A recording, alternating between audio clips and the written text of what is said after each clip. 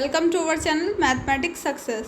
हम लोग यहाँ पर सल्तनत कालीन शासन व्यवस्था के बारे में आज देखेंगे। इससे पहले हम लोगों ने पूरा सल्तनत काल जो भी वंश हुए उन सब के बारे में डिस्कस कर लिया है, ठीक है। लोधी वंश, गुलाम वंश, सैयद वंश, खिलजी वंश, ठीक है, तुगलक वंश, इन सबको आप अगर आपने वीडियो नहीं देखे हैं तो आपको थंबनेल पे मिल जाएगा, ठीक है, लिखा हुआ। जिस भी मतलब वंश से रिलेटेड आपको कुछ देखना हो तो वो देख सकते हो, ठीक है। आराम से सारी चीज़ें समझ में आ रही होंगी, ठीक है। आज शासन व्यवस्था देखेंगे, सल्तनत काल समाप्त, ठीक है। उसके बाद मुगल काल या जो भी टॉपिक होंगे देखने के बाद वही स्टार्ट करेंगे, ठीक है। तो सल्तनत कालीन व्यवस्था में केंद्रीय प्रशासन का मुखिया कौन होता था? तो सुल्तान होता था, ठीक है। सल्तनत काल में जो केंद्रीय प्रशासन का मुखिया है वो सुल्तान कहा जाता था। बलबन और अलाउद्दीन के समय अमीर प्रभावहीन हो गए थे। आपने देखा था कि अमीरों की भूमि बाद में गयासुद्दीन तुगलक ने लौटा दी थी, ठीक है, जो इनके टाइम पे ले ली गई थी, है ना। तुगलक वंश में पढ़ा था।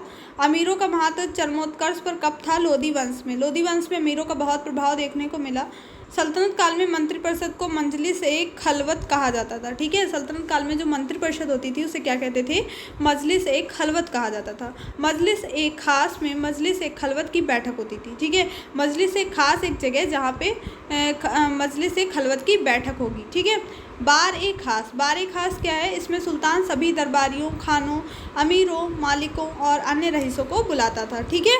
तो बार ए खास क्या हो गया? जिसमें सुल्तान सभी दरबारियों, खानों, अमीरों और मालिकों, रईसों को बुलाएगा। बार ए आज़म, बार ए आज़म क्या है? सुल्तान राजकीय कार्यों का अधिकांश भाग पूरा करता था, ठीक है, तो उसे बार ए आज़म कहेंगे, ठीक। अब आगे देखेंगे मंत्री, उससे संबंधित विभाग, ठीक है। मंत्री में वजीर है। वजीर जो अब वर्तमान में प्रधानमंत्री जैसे होता है उस टाइम पे वजीर होते थे, ठीक है। राजस्व विभाग का प्रमुख होता था। मुशर्रिफ ए मुमालिक, महालेखाकार प्रांतों और अन्य विभागों से प्राप्त आय और व्यय का लेखा जोखा रखता था मुशर्रिफ ए मुमालिक, ठीक है। मजूमदार क्या होता था? ये उधार दिए गए धन का हिसाब रखता था कि किसको कितना उधार दिया है। खजीन कोषाध्यक्ष होता है, ठीक है।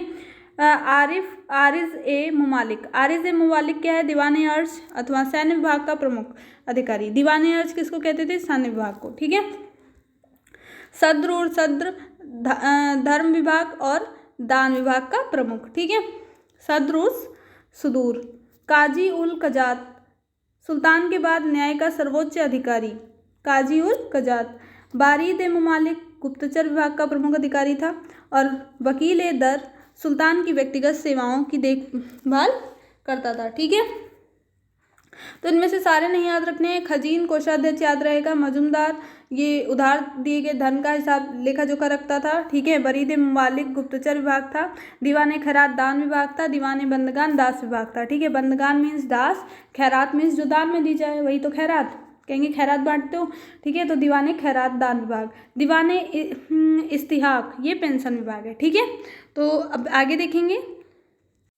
अब देखिए विभाग, ये दीवाने मुस्तखराज ये भी अलाउद्दीन खिलजी ने बनाया था, ठीक है। दीवाने कोही जो कि कृषि विभाग था, आपने कल देखा था, मोहम्मद बिन तुगलक ने बनवाया था।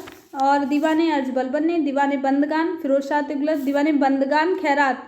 और एक और चीज़ थी, ठीक है, जिसमें दीवाने खैरात में अच्छा क्या किया जाता था? दीवाने बंदगान में तो जो दासों की देखभाल की जाती थी, ठीक है। दीवाने खैरात में आपने देखा था कि फिरोज शाह तुगलक ने जो अनाथ मुस्लिम महिलाएं थी, ठीक है, और विधवाएं, लड़कियां, इन सब की सहायता के लिए बनाया था, ठीक है। दीवाने इस्तिहाक ये भी किसने बनवाया था? ये भी फिरोज शाह तुगलक ने, ठीक। और फिरोजाबाद नगर भी बसाया था। कल देखा था कि 300 नगर बसाए थे फिरोज शाह तुगलक ने, कल नहीं परसों, ठीक है। और गयासुद्दीन तुगलक ने कौन सा बसाया था? वो तुगलकाबाद था, ठीक है। रोमन शैली में एक दुर्ग भी बनवाया था छप्पनकोट में। तो ये सारी चीज़ें याद करिए। दिल्ली सल्तनत अनेक प्रांतों में बटा हुआ था। इक्ता या सूबा कहा जाता था। यहाँ का शासक नायाब या वाली या मुफ्ती द्वारा संचालित होता था, ठीक है। तो इक्ता में बटा हुआ था या सूबा कह सकते हैं, सूबेदार कहे जाते थे उसके, वो जो मेन होते थे, है ना। इक्ताओं को सिक्कों में विभाजित किया गया था, जहाँ का प्रमुख अधिकारी सिकदार, ठीक। इक्ता हो गया। इक्ता के बाद जैसे मान लो राज्य हो गया, राज्य में राज्य के बाद इक्ता हो गए। इक्ता में जैसे अपने यहाँ मान लो जिला होता है, ठीक है, इतने जिले में बटा है, वैसे ही ये सिक्कों में फिर विभाजित हो गया। और उसके अधिकारी को सिकदार कहा जाता था, जो एक सैन्य अधिकारी था। राजस्व कर 4 आपने देखे थे कि बहुत सारे जो है कर लगे हुए थे। तो जब फिरोज शाह तुगलक आया था तो उसने सारे करों को हटा दिया था, ठीक है, केवल कम ही कर रखे थे। मोहम्मद बिन तुगलक ने काफ़ी लगा दिए थे कर, ठीक है, उसे इसीलिए स्वप्नशील, पागल, रक्त पिपासु कहा गया था, आपने देखा था, ठीक है। तो ये सारे केवल 4 कर रखे थे इसने। उस्र जो मुस्लिमों से लिया जाने वाला भूमि कर था। खराज जो गैर मुस्लिमों से। जजिया तो आपको याद रखना है कि जजिया गैर मुस्लिमों से लिया जाता था, ठीक है। जजिया क्या थी, रजिया से जजिया याद करिए, ठीक है। तो रजिया मुस्लिम थी तो ये गैर मुस्लिमों से जजिया लिया जाएगा, ठीक है। रजिया मुस्लिम है तो जजिया गैर मुस्लिम हो जाएगी, ठीक है। जक़ात जब गैर मुस्लिम से ये लिया जा रहा है तो जक़ात मुस्लिमों से लिया जाएगा। उस्र भी मुसलमानों से लिया जाने वाला भूमि कर था। ये धार्मिक कर थे दोनों, ठीक है, और ये भूमि कर थे, ठीक है। खराज देखो खराज और जजिया, ठीक है। जा इसमें लास्ट में आ रहा है खराज में, और जा इसमें स्टार्टिंग में आ रहा है, ठीक है। तो खराज और जजिया एक साथ ले लेंगे, गैर मुस्लिमों से दोनों लिए जाएंगे, एक भूमि कर एक धार्मिक कर, ठीक है। उस्र और जक़ात, ये उस्र मुसलमानों से लिया जाने वाला भूमि कर और जक़ात धार्मिक कर, ठीक है। जो खम्स होता था या लूटे हुए धन का, आपने देखा था कि पहले तो लूटे हुए धन का कम पार्ट लिया जाता था, बाद में इसने बढ़ा दिया था, ठीक है। सिंचाई कर किसने लगाया था, फिरोज शाह तुगलक ने लगाया था ना। और आपने देखा था कि खिलजी वंश में ही जो खम्स था वो उसमें 1/4 पार्ट की जगह पे 3/4 पार्ट लेने लगा था सुल्तान, है ना। और इसमें देखो फिरोज शाह तुगलक को छोड़कर अन्य सभी शासकों ने 4/5 हिस्सा स्वयं के पास रखा। सुल्तान सिकंदर लोदी ने गड़े हुए खजाने में से कोई हिस्सा नहीं लिया, कहा जो भी गड़ा हुआ खजाना है वो जो पाए वो ले ले, ठीक है।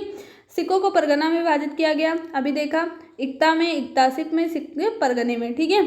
जैसे देश है, देश राज्य में, राज्य जिलों में, ठीक है। ऐसे ही एक शहर या 100 गांवों के शासन की देखरेख के लिए अमीर सदा नामक अधिकारी काम करता था। प्रशासन की जो सबसे छोटी इकाई थी वो ग्राम थी। सुल्तान की स्थायी सेना को खास खेल का नाम दिया गया था। मंगोल सेना के वर्गीकरण की दशमलव प्रणाली को सल्तनत कालीन सैन्य व्यवस्था का आधार बनाया गया था। सल्तनत काल में बारूद की सहायता से गोला फेंकने वाली मशीन को मंगलिक या अरात कहा जाता था। अलाउद्दीन खिलजी ने इक्ता प्रथा को समाप्त किया था। इक्ता प्रथा की दोबारा शुरुआत किसने की थी, फिरोज शाह तुगलक ने की थी, ठीक है। इक्ता प्रथा देखा था ना, फिरोज शाह तुगलक ने स्टार्ट करी थी दोबारा से, अलाउद्दीन खिलजी ने इसको बंद कर दिया था। सल्तनत काल में अच्छी नस्ल के घोड़े जो कि तुर्की, अरब और रूस से मंगाए जाते थे। हाथी मुख्यतः बंगाल से मंगाए जाते थे, ठीक है। बाकी घोड़े तुर्की, अरब से आते थे, लेकिन हाथी बंगाल से आते थे। सल्तनत काल में कानून जो था वो शरीयत, कुरान और हदीस पर आधारित था, ठीक है। मतलब कुरान वगैरह में जैसे लिखा है मतलब उस हिसाब से शासन चलता था। मुस्लिम कानून के 4 महत्वपूर्ण स्रोत थे, एक तो कुरान, हदीस, इजमा और कयास, ठीक है।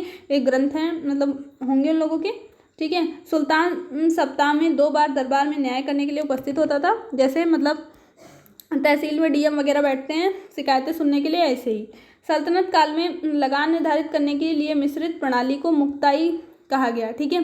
ये इधर देख लो स्थान जो प्रसिद्ध हैं थोड़े। सरस्वती, अच्छी किस्म के चावल यहाँ मिलते थे। अहिलवाड़ा में व्यापार का तीर्थ स्थल के रूप में सतगांव रेशमी रजाई के लिए, ठीक है, रेशमी रजाई सतगांव में मिलती थी, ठीक है। आगरा नील उत्पादन के लिए, ठीक। नील की खेती, नील विद्रोह कहाँ हुआ था बताइए, ठीक है, अगर आता हो। बनारस सोना चांदी और जरी के काम के लिए, ठीक है। तो बनारस इसलिए। तो आपने देखा कि ये सारे इम्पॉर्टेंट जो भी पॉइंट थे, ठीक है। और भी अभी थोड़ा बचा है, ठीक है, वो डिस्कस कर लेंगे, बस खत्म।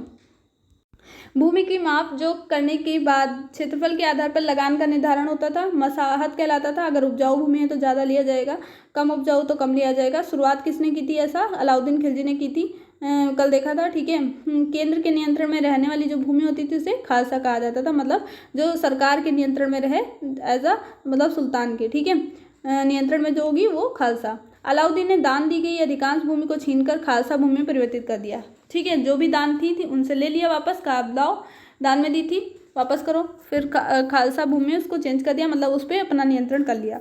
देवतल सल्तनत काल में अंतर्राष्ट्रीय बंदरगाह के रूप में प्रसिद्ध था। तो ये कुछ मेन पॉइंट्स थे जो एक साथ आप लोगों ने देखे, ठीक है। दीवान है आपको याद रखना, बंदगान, खैरात और इतिहास ये फिरोज शाह ने बनाए थे, ठीक है। कोही मोहम्मद बिन तुगलक ने, और अर्ज जो था वो बलबन ने, ठीक है। कुछ कुछ याद रखेंगे। 4 प्रकार के कर हैं, उस्र, खराज, जजिया, ज़कात। जजिया गैर मुस्लिमों से धार्मिक कर और खराज गैर मुस्लिमों से भूमि कर, ठीक है।